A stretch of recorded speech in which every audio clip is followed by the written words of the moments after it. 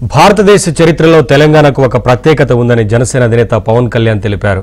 1947లో తెలంగాణ మినహా దేశమంతటికి స్వాతంత్ర్యం సిద్ధించిందన్నారు. స్వాతంత్ర్యం కోసం తెలంగాణ మరో 2 సంవత్సరాలు వేచి చూడాల్సి వచ్చిందన్నారు.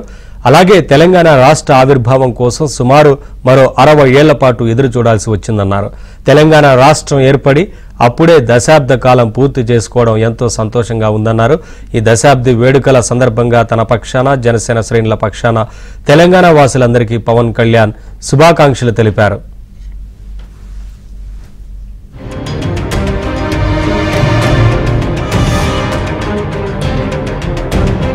భారతదేశ చరిత్రలో తెలంగాణకు ఒక ప్రత్యేకత ఉందని జనసేన అధినేత పవన్ కళ్యాణ్ తెలిపారు.